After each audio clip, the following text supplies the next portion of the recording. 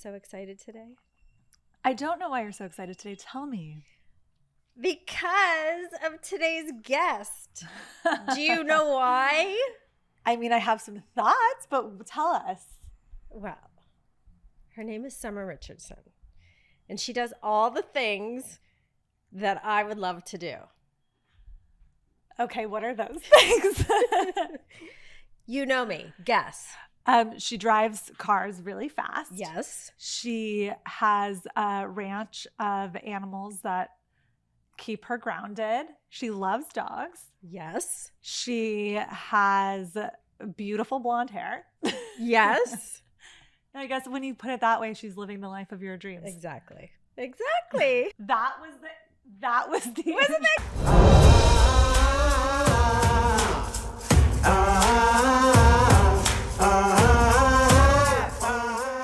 So we are so excited to have you here today, Summer. Yay. You're like, I don't know, just goals for me. I've spent my life just like loving fast cars and animals, and here you are. It's wild. Let me say that it's wild. And I've been doing racing and motorsports for a long time in my life, and I've always had the animals in the background with everything. So I feel like I'm finally kind of maybe bringing some of that out in the forefront a little bit more. So it wasn't always like that. I've always kind of had my animals in the behind the scenes kind of stuff. So, yeah, tell us about that. So you had like your motorsports persona. Yeah. Let's talk about your motorsports. Okay. Yeah, what came first, the boat or the drag racing? The boat. So I grew up around performance boating out in Lake Havasu City, Arizona. And my family came from all the motorsports and the boating side of things, grew up around it. My dad built engines for a lot of our friends growing up, so I was always in the garage hanging out with the boys. Love that. And as we got a little bit older with things, some of the faster boats and twin engine boats started coming out. And back then, you know, it was like if you go 100 miles per hour, like that was a big thing. Oh, like, oh my gosh, like, your boat can go 100 miles per hour. I mean, that was, and this is how far we've come now. Wait, things, that feels right? so fast to me. That's Yeah. not, Oh, I was like, that's not fast. 100 miles an hour on the water? Oh my goodness. Yeah, so that was like, I would say, wow, long time ago. I'm not trying to calculate everything. I mean, we're like talking 15, 20 years ago. And so I grew up around that, and I was always kind of just like, kind of the son my parents never had. I was always the boy in the family about everything. And growing up around the engines and motorsports, I ended up really kind of following my dad's lead and wanting to kind of learn how to drive the boats. And he came from drag boat racing, so I saw a lot of that. I was in the pits a lot as a kid, seeing him race. My mom there raising me and my sister and being an awesome race mom, and still is to this day. Ellen is I'm salivating. Yeah. Right now. Salivating. So Talk to me more about cool. the fastness. So basically I started about 14. I wanted to start driving the twin engine boats. We had our first twin engine performance boat then, and from that point on, I just got more involved in the boating side.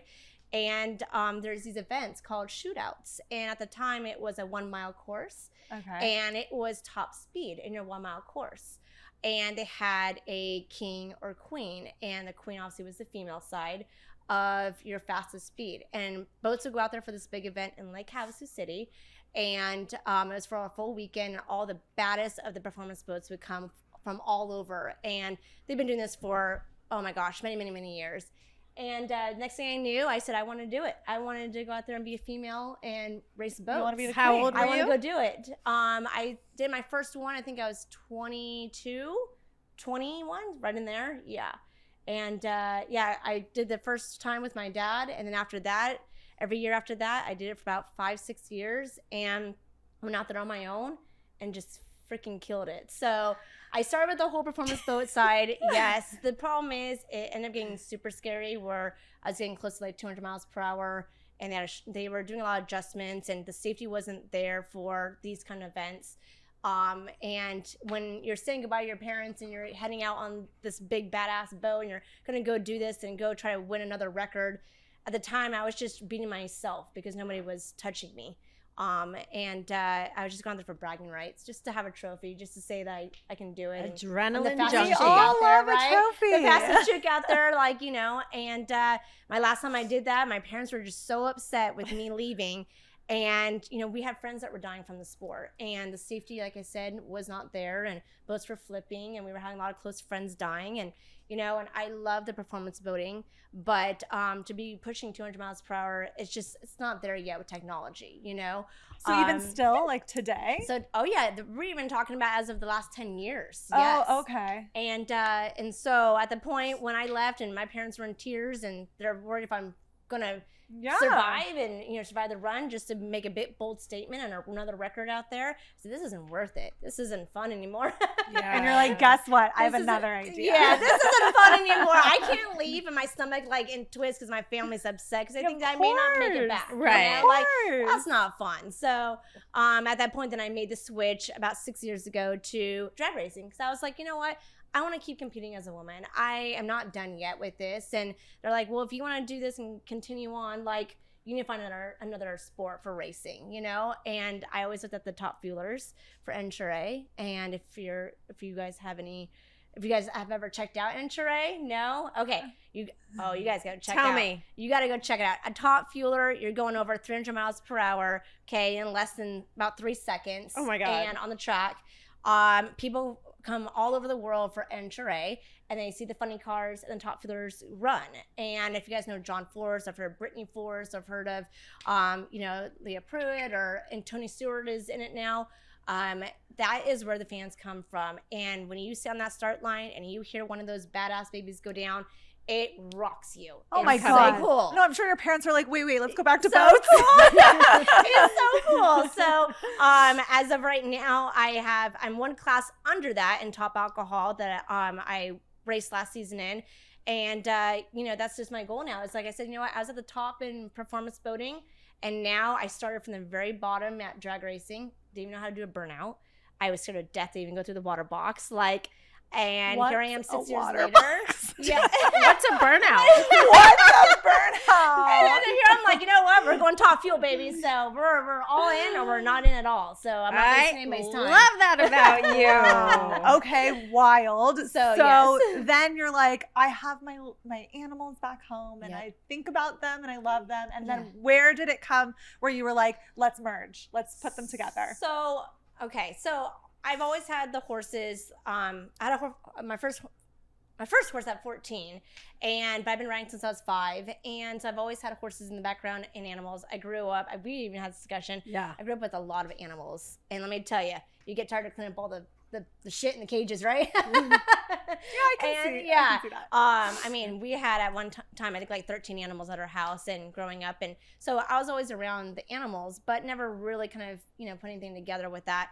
And then when I started kind of getting to more of the racing side of stuff, I also had my horses that I rescued from kill pens and from horse slaughter, and I have a mini donkey that I rescued. And all my chihuahuas are rescues and things like that. And I think as you like grow, you kind of, and you get older, you start seeing things that like, this isn't right, and I had a lot of horse trainers growing up that weren't good trainers, and I wish now things that I saw then, I now that I've grown so much, I would look back at that and I would have had something else to say, or it would have never happened, Right. Saw a lot of things, and I think, there's been a lot of awareness through that. And I've always followed, the rescues out there that are out there trying to be an advocate and a voice. Oh my goodness. She's having the time of her life. Hi, Alexa. Oh my gosh, Alexa. Anyway, so with that all being kind of in the background of things and kind of awareness, I started realizing when I talked to people at the track, or just in general, just about the horses and, what's really happening with. Can you just, for our audience, talk a little bit about what is really happening? So it's been going on for a long time, but what's happening is a lot of, these horses that could be domestic, like your favorite little pony or someone's next door horse, or even all the way to show horses, race horses. When they're not performing, they're not making the money, they get sent, and a lot of these horses are horses that have made hundreds of thousands of dollars. And when they're done, they don't always get their pretty little retired life. They get sent to an auction. And a lot of our wild horses, our Mustangs right now, it's really big. BLM has been trying to get rid of wild horses, wild Mustangs for the ranchers out there and more cattle. And there's a lot of lobbyists and a lot of big corporate deals behind all that, and a lot of money and greed that is basically taking our wild horses, removing them out of their wild locations, right? And they're using helicopters for roundups. So they actually fly helicopters down, and that's how they move like the herds. And they put them in these big traps. And when they go in the traps, then they are in these holding facilities for years. These are wild horses. Wild horses right now. Right now, because they want the land for the cattle.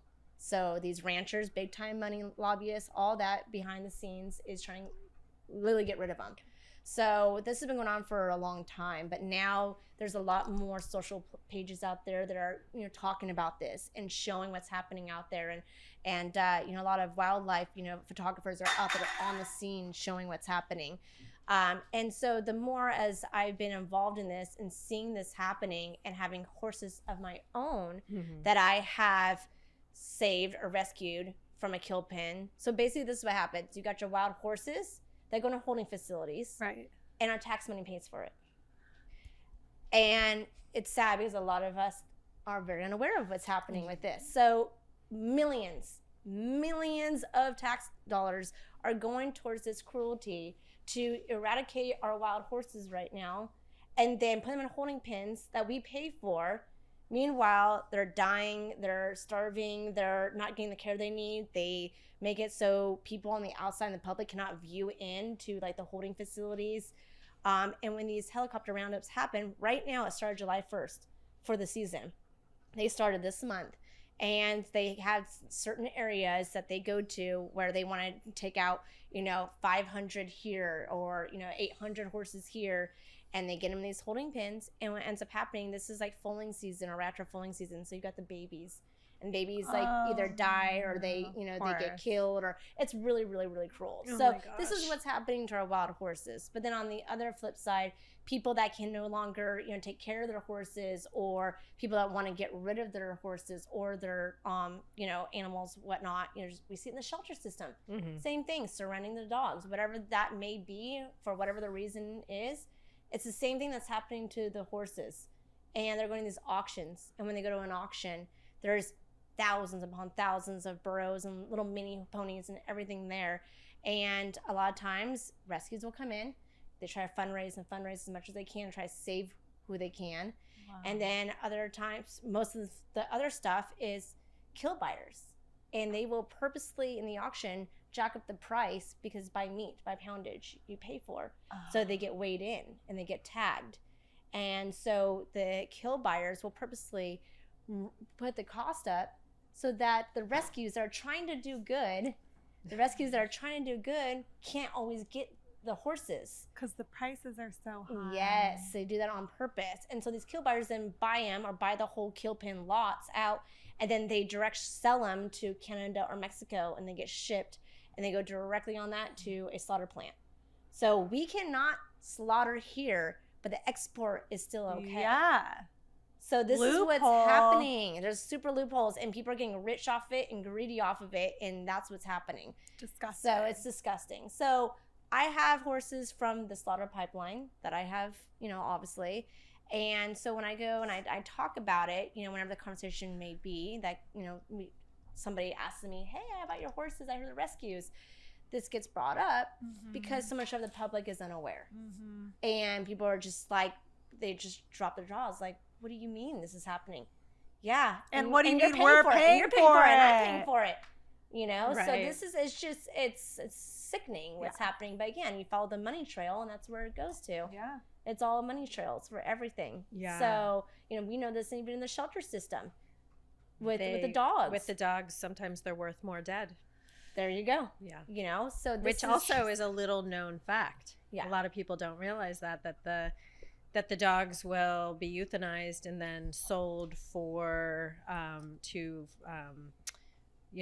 product companies, big companies that will then use them, they whatever for testing, right? well, not even maybe testing, but also a lot of our cosmetics have, it's like a binding, Like it's a byproduct. it's from ants. like they go into cosmetics. It's just it's a thickener or something. Yeah. I think. Yeah, that's sad. Yeah. And again, if people were to understand what's happening behind those doors, Right. And a lot of people, they surrender the dog, again, I'm not going to judge why, but, they think, oh, the dog's going to find a home. Well, I'm okay, walk away from it. As we know, Right. that's definitely not the alarming rate of that. Right. And what happens, what's the next step after that? Like you just said, like what comes after, the dog gets euthanized, where there's a money trail somewhere, right. With everything. Well, and that brings up such a good point, because you just, not a lot of people know about the horse. Mm-hmm. Not a lot of people know about the dogs being sold to companies. But what you're doing with your platform, and you have multi-platforms at this point, is just, you're using it for so much good to put that word out there. Right. And that's so important. It's very important. And I think because I started seeing how many people are unaware of what's going on, I've been talking about it for a long time. I'm like, I want to somehow bring the animals in with my racing. I don't know how that is. I've been thinking about that for a long time, because I've been seeing this for a long time. And in the background, in the dark, I've been doing these little things, with helping with rescues and stuff like that. And it just kind of clicked up with me one day, and we discussed this. Like, I was like, you know what? I don't give a shit what people think if I post it.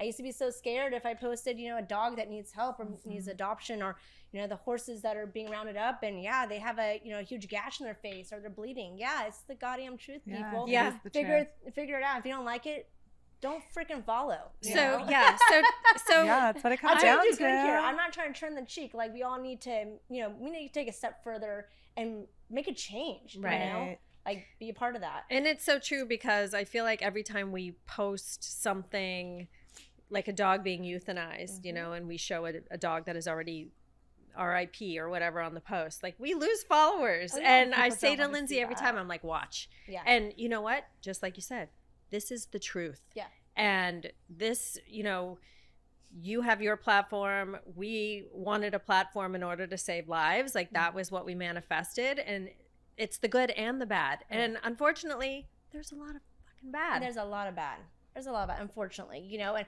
I hope down the road that's going to change at some point, and there'll be a lot more people that come together for everything. But I think that's where I just kind of, oh my gosh. She's hilarious. She's killing me right now. Alexa's so funny. Alexa. But I think that's where I just started saying, you know what? I need to put something together here. I just need to just do it and stop just keep thinking about how that's going to work out. I've always wanted, since I started going into the drag racing and wanting to go in Top Fuel, because that's like real stage. So when you're in Top Fuel or Funny Car, that's the elite. So you can't go any higher than that in Enchire drag racing, which is worldwide. So it's like NASCAR, be on the top of your Cup Series. So basically, I mean, you get the worldwide stage, you get your interview, you get all those things, the bigger things, right? And in my mind, I'm like, you know what? When I get to Top Fuel, I want to be able to race for an organization that helps animals or helps, in some way of my passion, right? So I've always been like, I want to be able to combine. I always call myself horses and horsepower is how you kind of sum me up. I love that. Yeah. Clever. That's perfect. Horses and horsepower. Clever. But it's like, I want to be able to be on that world stage one day and be able to help in a way bigger way with maybe some really big brands that want to do that, right? Yeah. Yes. So, but in my mind, I was thinking, okay, I just got to wait until I get there. And then it just dawned on me just this last season. I was like, you know what? I don't gotta wait. You don't have to wait. What am I waiting for? Like, why do I gotta wait? Like, if I felt like I couldn't just do it, Yeah.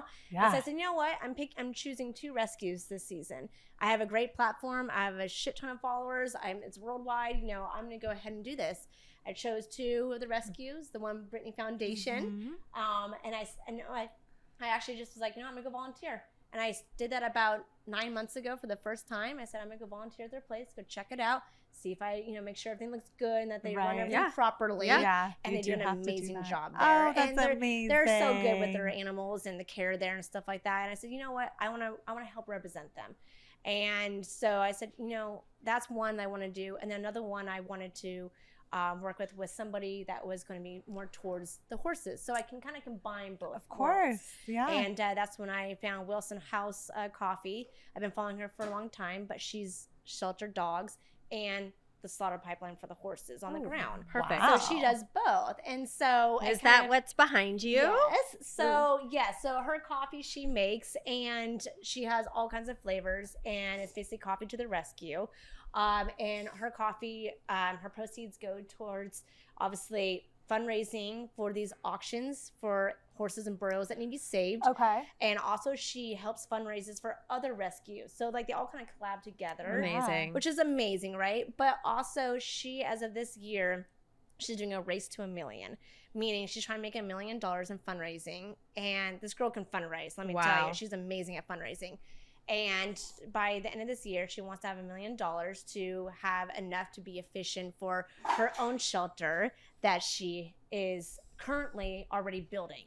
So that she wants to do for dogs. She likes to have like dogs like Lewis and Lou and all that. These are dogs that she's had. Oh, these are dogs. These are real dogs that we know. Yeah. This is a cat. Yes, and he's one of them. How cute. But like she's really big. She got moved over one of her dogs that was from a shelter. He didn't live for that long, but he was missing an eye. And, after he passed, she felt moved that she wanted to go and help shelter dogs. And that's where her coffee started with everything. So this coffee saves lives. And that's what I say to everybody, and who doesn't like coffee? I mean, and a coffee that benefits good, right? And she's a woman-owned small business. Yeah, she is. She works hard. Her name is Morgan, and is Wilson House Coffee. House is Haus. And you can always look her up at wilsonhousecoffee.com, and she has an amazing Instagram, and she is so good at marketing and just really being transparent with where the funds go. Yeah, and she is great. So I chose her as the other one. I said, I'm going to go ahead and represent 2 rescues this season, put them on my race car, and start bringing her coffee to the races and the Brittany Foundation stuff, and start rescuing and volunteering and just being more like combining that with my racing.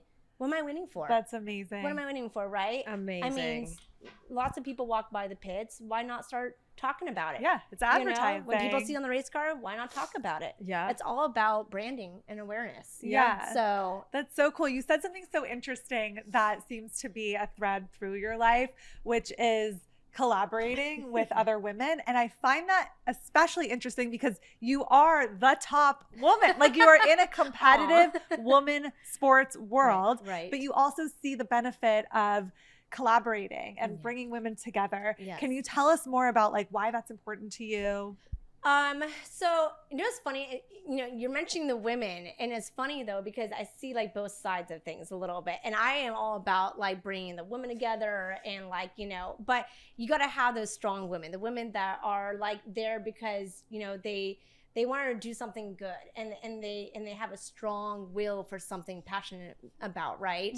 And it's funny because like in my racing world, like it's more the men. Like I have a lot more the guy friends. Sure. Yeah. And in the racing world, there's very few girls that are like, supportive as far as when, another race girl comes on. Yeah. Because the girls are starting to come through the ranks now, which is amazing. And we're starting to kind of now make, some track through, actually motorsports as females. Right. And I think that's awesome. But there's going to be the girls out there it's competitive. It's competitive. At the end of the day, it's business girls. Yes. Like, yes, we're not making friends. We're not making friends. And I've learned that a few times. I said, okay, all right. But there's the ones that do, and they help you out, and those are the ones that I gravitate towards, because I said, you know what? We can all, do better being together and collabing, right? Definitely. And if not, then you're just not part of my tribe. Louder for the people in the back. Yeah, exactly. I've just learned just to let it go. It is what it is. You know? You're either on board or you're not. Yeah, you got too many other great things to be doing and putting your energy into. So, yes, and it just so happens Morgan that runs, the coffee stuff, and I just gravitated towards her right away. And the Brittany Foundation, it's Nancy, and she's let's mention this. Your first dog. Yes. My first family dog. Family dog. Yes. Amazing. Bosco. Oh, how cute. Is on her arm. Yeah. Okay, so he came from the Brittany Foundation. Brittany Foundation. Aww. And I think that's so amazing. That's so crazy because I think this year they're celebrating 30 years. That tracks. Yeah. Wow. I think it's 30, not 35. I think it's 30. That's amazing. And that's amazing. That's so crazy. And honestly, I would have not found them unless I kind of did some research because there's so many rescues everywhere. I grew up in like Castaic, California, so like I knew the Castaic shelter. Yeah. One of my Chihuahuas is from there, and I know that place. Yeah. And so I really only kind of knew of that. And then I moved to Acton, California, to have a little bit more space for my horses. And when I was out there, that's when I decided, okay, I'm gonna start volunteering. What kind of rescues are out here? And that's when I found Brittany Foundation. Amazing. And I mean, she's literally like 7 miles from like my place. It's amazing. And so when I went up there and I met Nancy, who is the founder of everything. I mean, she's an older woman, but man, she is witty and she got it together. And she's just a little firecracker. Amazing. And the amount It of takes work, that. It takes that amount of work to have a rescue for 30 years. It's crazy. I mean, she has great, employees and volunteers out there, and you could tell like she's been doing this for the dogs. That's incredible. It's amazing, right? So that's so cool to hear that your dog came from there and how that all full kind of circle came together. moment. Yeah. Totally. That's so wild. Yeah. Do you remember when you got him or where you got him? I would have been like 9. So no, I don't think that I was in charge of that part of adding a dog to my family. But no, I can't remember that. He was there one day. One day he wasn't there, and then he was there. Yeah. And they pull a lot from Castaic. And I know that. I'm sure. And the surrounding areas right there. And Well, they have Palmdale around them and Lancaster. They have some hardcore shelters Yeah. some around. hardcore shelters, as we know. And actually, I have a girl that I went to high school with, and she has her own rescue out by Little Rock area, out there by Lancaster, Little Rock, and all that. And it's kind of crazy because I kind of ran across her page. And I was like, oh my God, I went to school with her. And like now, like I try to support her. The world on the gets side, too. smaller. It gets smaller with everything. I'm like, oh my God. And she has her own rescue in Little Rock. I mean, and she's helping a lot of the Lancaster. That's amazing. Who Look at this network. I know. We It's all have serious. to put I in didn't even our know we had part. to come in network. And I was like, oh. Yeah. I'm like, I know that person. Speaking of networking, because I've noticed that's something you do a lot of. Mm-hmm. You will go down the posts of the available dogs at the shelters and you will tag different rescues. Mm-hmm. And you're just doing this to help the dogs. I'm just curious, just so, if anybody out there is wanting to find ways in which they can help, that is just as simple as that. Like, how much time do you put into that? What does it take? What is your thought process? Are you looking at a specific dog and thinking, oh, Ellen and Lindsay, that might be good for their organization? Or like, what goes through your mind? That's so funny you even say that. You know what? And honestly, I didn't really get deep into like the shelter stuff until this last year and get more involved with the Brittany Foundation. I've known obviously what happens at shelters, and I think I've been like a lot of other people, like just don't want to go and don't want to visit or anything. But I think now just kind of maturing a lot in that way and seeing the network and how many people are out there that want to help and want to do something. And seeing, I think, the volunteers even at the Brittany Foundation, I'm like, at the end of the day, even if you can't donate, because I always thought, oh, you have to donate money. That's the only way you can help, right? I love that Just you were talking yeah, about you this. can only donate. And some people are like, well, I don't want to donate, or I don't have that kind of extra cash right now. Okay, great. I always say in my posts, a share saves lives. A share saves lives. And I just got the chills on that one. And I've had people, because I have a lot of followers, and like I said, I got to the point where I just don't care what people think anymore. Okay. And I've had a few, people, message me saying, you can't save them all, Summer. You can't save them all. And, when people say that kind of stuff to me, it's like the fact that it's like you can't even in your right mind just try to even make that try. A simple share. Right. Because you know how many other eyes may see that, you know, and it might and it work takes out. the same amount of time to share than Thank to you. write you, Right. and be like, you And can't say also, them all, if Summer. you want to freaking argue with me or badger me We for realize that, like, Right. really? And they Yeah. don't, do they not realize who they're speaking to? Thank you. Like, you are Yeah. a female in a male-dominated, like, racing world, and you're winning all kinds of shit. Like, the wrong person. that feels like a deeper. The wrong It feels like a person to deeper cancel. emotional Summer, outlet. you know, Yeah. it's like really people, but I've had that, and honestly, like, I might say something back, or I might just block them. I mean, at the end of the day, like, if you have that type of mentality, then you don't need to be a part of my world, you know. Totally. But honestly, I've just realized if you cannot donate, you can share. It's a quick share. A lot of people want to share because, again, it's like, I don't want to be a part of that. I don't want to be associated with that. I don't want to be a part of that. I think there's a lot of stigmatism in there. 100%. And I had that for a long time, you know, being, you know, somebody on social media with that, and, you know, and wondering what the backlash is going to be. But now I'm like, I feel better knowing I've had quite a few dogs get saved or rescued because I shared something. Mm-hmm. And it's crazy. And by the way, it's saved from death. Yeah. Like you have literally saved them from death by sharing. Yeah.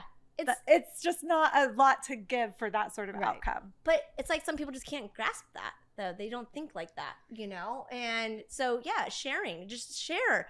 You know, commenting. Like, I think now that I've been so involved in, like, kind of following the other rescues now and following you guys and kind of being more involved in this community, which I wasn't before as much.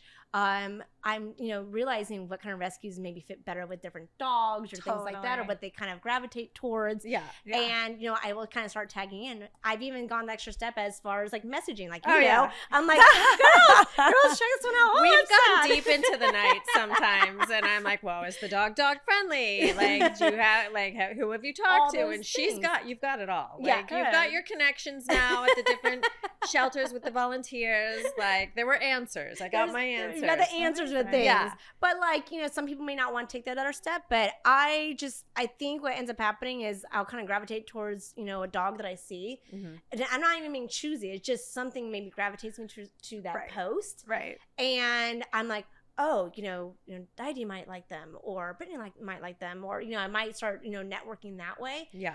And yeah, it takes a little bit of time when you start doing that versus a share. But at the end of the day, there's success in that. Right. And that dog gets to go home and go be adopted or fostered out. Go be alive. Yeah, and alive. And let me tell you, I've had a couple of happy tears. And I'm like, oh, my husband's like, what are you all, like, you know, flustered? I'm like, oh, you know, so-and-so, you know, got a foster today and they're going home and they're not being euthanized tomorrow. You know, like, I literally, it, like, sits on my heart. Like, and I'm you've up never, all night and I don't even have to rescue these animals. There isn't that physical connection, but that's the thing that animals do to us. They do that to you. And, I mean, as an adrenaline junkie crew here. I mean, some of us. I do not relate. All right, she and I are definitely. Please don't include me. We are the adrenaline junkies on the sofa. Yeah, like that's just a different kind of adrenaline because I feel the same way. Like when we go to the shelter, as hard as it is on our soul, when you leave, knowing that you've been able to help at least a couple of them. Yeah. That is an adrenaline rush through your veins like nothing else. Like nothing else. Yeah. Yeah. So. And I think I can kind of feel that a little bit because when I rescued my horses from the kill pen, it was like the whole like, okay, now we got to pay for the bail amount and now they got to get transportation. Right. And now they got to get to me from Nevada. And then they arrived. And it was like the whole like journey of everything. It's like that adrenaline rush. And then when they finally arrived, we're like, oh my God, what do I do? They're here. That's amazing. You guys are like, it's adrenaline, I'm going for it. And then I hear adrenaline, I'm like, I have to go to sleep. I have to lay down in my bed. But I feel like this is a really good segue to Alexa. Yes. Because Alexa is a shelter dog. Hi, come here, Alexa. Who, you know, needs to be seen. She does. Needs to be seen to be to find her home, and she's so wonderful. She's so adoptable, and she's one of thousands of amazingly adoptable dogs. She is available at the Agora Animal Shelter. Yep, and you know, she came with kind of a sad story, Sierra, from the Agora Shelter. When I reached out to her and I said, hey, we're going to do our podcast. Do you have any dogs that we could feature, and within seconds, I got a picture of this wonky-eared girl. She means that with the love. And with all the love, she has hematomas in both ears. Yeah. We don't know how or why that happened, but it just adds to her cuteness. She's very Get her. cute. She's ready for the She's stage. so This ready. is the first time she sat right here when we're she talking knows about we're it. talking She came over, about like it. licked my feet, and Yeah, I'm like, hello. okay, you ready now? Hello. Like, Hello. So apparently in 2022, and Bob Ferber is sitting here and he can back me up here if I'm wrong on this, but like, I'll tell him. there was a major hoarding case that came in of like, I might get this number wrong, but like 156 dogs that were sent to different county shelters around Los Angeles. They were held for over a year. Oi. As evidence dogs. uh-huh. So sat in the shelter for over a year, not able to be rescued or adopted. At the end of 23, I believe, September of 23, they became available to rescue and the public. And Alexa at Agora is still there. She's the last, I think, one of the last dogs, the last dog to need a home. Alexa, why? And there's one cat, I think Sierra told me, left. Oh my goodness. But that's just a testament to her good heart is Yeah. that she's still there. Yeah. You know, like she's still with us, meaning. Yeah. So Yeah. She's a very sweet girl. she's 8 years old. She is obviously a shepherd mix, docked tail. We don't know that story, but definitely something happened there. Oh, you found that? I was hiding that. She's probably gonna eat it. She's very smart. Summer came with all kinds of treats, and she just found the the remnants wrapper of that. for everything. Can I have? So she's 8 years old, and according to her shelter notes, when they temp tested her, she did great with other dogs. Mm-hmm. But then the next line from Sierra was, Never "But mind. Never mind. If there's a dog at the fence, she wants to Go. get 'em." Yeah. So I guess the truth of the matter is we don't really know. I think How she she would would prefer be- to be in a home she with would- no other dogs. Let's where just she say can that. Yeah. be on the sofa because my God, she loves the sofa. She Yes. also loves throw pillows. That is Yes. important Yeah. for the new home. Yeah. And yeah, if you're interested in adopting Alexa, Yeah. So, and then the one thing to note, I will note, she is still currently living in the shelter. She Yes. is not a deity dog. She is visiting not us a for the Summer day. Richardson dog. Like she No. is visiting us for the day. So Yes. we would Hi. love to find somewhere for her to go. Oh, that's my makeup. I told Ellen, I'm like, make sure you have a dog from the shelter there today. Yeah. No problem. I want to come No on one. problem. And I said to you, I remember we were talking on the phone. I'm like, do you want to bring your dogs and tell their story? And you're like, You're like, they're not available for adoption. No, but I'd rather like preview someone that, you know, a dog Totally. that needs a home, right? Right. Like my chihuahuas would just be chaos in Tell here. us about them. Tell us about your animals. Oh my goodness. Well, I have 3 chihuahuas and one is from the Catholic shelter. And then I have 2 Chihuahua sisters, and I got them from PetSmart Special. Amazing. Amazing. Amazing. One of those PetSmart adoption days. Yep. Yeah, that's a whole nother story, but yes, the irony in that. But I was not going into PetSmart that day to look for any dogs. I was actually donating my old girl Chihuahua, that was with me through my childhood. She passed away, so I had all of her sweaters and her collars and all her things, and I was like, I'm just gonna go in there. I gotta get stuff anyways, and I'm just gonna go ahead and just donate, right? Give back. Right? LOL. Yeah, well, And not you so have- much. you Yeah, got I went 2. there, and there's the 2 girls. They're in a cage, and the one Chihuahua, she was just like, just please take me out. And you know, I got to see them and went on. I actually did a Facebook and an Instagram post back in the days of me going, "Hey guys, come check these girls I saw that. out." I saw that. Oh my gosh! And it was way back in the days. I don't know if you got to see Oh, that. well, I just remember thinking, are those the 2 girls that are now at her house that never left the house? Oh yeah, no, they're Yeah. the ones. They're the ones. Yeah, and so long story short, I was trying to get them adopted out because I was just there at the time. And little did I know, I went to go cash out at the cashier. I said goodbye, And I was like, you know what? I'm going to just get a couple extra treats stuff and give it to the other rescues that I didn't really say hi to, right? Because I had to go to the small ones for the small size donations, you know what I mean? And I walked back there, and both the girls already had their, my old girls, Chihuahuas, shirts and collars on. I mean, oh my God. And I was just they were like, we're going to get this girl. and I come walking back, and I'm like, you've got to be kidding me. They're in the cage, and they have their sweater on and her collars on, and they're trying to, sell them, they're trying to market them, right? Yeah. And I'm like, this is irony. Like, what the heck? And so got their information, and I actually had to leave to go race. I do a performance boat race, shootout. And I said, you know what? When I come back in like a week to 2 weeks from racing, if they are still available, then we can go from there. Of course, the whole time I'm working my husband in the car, right? We're doing the whole travel, we're doing the event, and I keep telling him, babe, I'm probably gonna get those 2 girls. I'm probably gonna get, and actually it was gonna be the one sister I was really looking at. And sure enough, when I get back, they're still available, and the rescue says, we gotta come to your house. And I said, okay, that's fine. Come see my house. I already got a little Chihuahua. My Great Dane was a puppy already. Yeah. And again, I wasn't looking to get any animals. And they showed up with her and the sister, of course. And so let's just try my this. husband's like, you can't separate them. That's just mean. And I was just like, oh, okay. So yes, I got them. And then the Great Dane should have been a rescue, but at the time we really didn't find any Great Danes, and I really wanted a Great Dane. So that he's the only one that's not a rescue one. Now there's all kinds of Great Danes I've seen. Sure are. But back then, 8 years ago, like they're slim pickings. Right. You couldn't find them. Yeah. And then I got my horses, and I got my mini horse that I rescued because. What are their names? My mini horse. Okay, I call him Mini Horse. Obviously.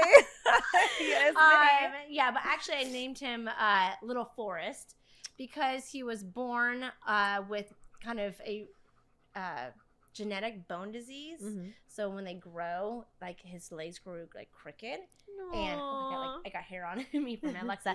And it was our ranch hand at the time at our barn, and he bred little minis, and he said, hey, I have a mini horse, only like 4 weeks old, but born with this, and they didn't have the funds to take care of him.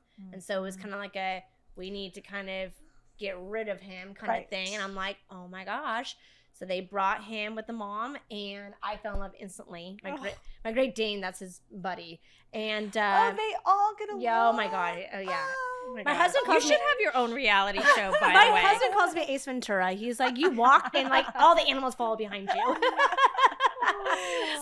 of. Yeah, it's crazy. So yeah, ended up my family at the time, my mom too, and my sister, we all kind of chipped in, and we ended up taking over all the vet bills and kind of, we said, no, we'll take them. We went to the equine hospital when he was 6 weeks old, and you can hold him. He's so little, then. And we had to wrap his front legs, stuff like that, to try to get him to grow straight and everything. And it's just, the more we did with his legs, the worse it was because they create sores. It's not very easy for them. You're dealing with a horse, right? Yeah. And we went to the equine hospital saying, can we get like a surgery done for him? And they said, no, this is something we cannot fix. And I'm sorry to say, but probably in a few months, you will have to put him down because eventually, when he gains the weight and gets bigger, he's not going to be able to hold his own weight, and he's going to have trouble. Here we are 4.5 years later, everybody. Let me tell you. And that mini horse, man, he's batshit. He's crazy. He holding his own weight? He is so much fun. Oh, yeah. He rips around my ranch. He does somersaults and gets right back up again and trips over his legs. And, yeah. He's so much fun. So, no, he is a little miracle. And he's big personality. And it's just things like that where sometimes you just got to just put a little effort in something, a little bit of, trust and some and a prayer little creativity and faith and and at the time when they said, you're going to probably come back and put him down, I'm like holding him. I'm like, I'm not putting this little guy down. I will find myself a wheelchair for him. I will find something to help him. Like there's mobility things out there. I will figure it out. Mm-hmm. Totally. Oh, no, you don't need that. No, he doesn't. He runs. He's like, haha, that was a funny joke. Yeah, and he doesn't even know he's different. So we named him, Little Forest. So that's a Gump. good guy. That's a good guy. Yeah, and honestly, everyone comes to the ranch and he's like a fan favorite. So he's, that's him. And I got my pony that I rescued from a little backyard pen thing that they were going to dump and get rid of at an auction. And He was in a little pen with a bunch of goats, and I got my Oh other my gosh, 3. we're coming over. Yeah, I got my other 3 Thank you for the invite. We will be there. You know what? I have 10 animals right now, and if I have any more, my husband might divorce me. But but you know what? I'm out there, with them, and it's my therapy time. So I'm like, this is my time to just, be with the animals. Well, when you're going so fast in life, you need something to ground you.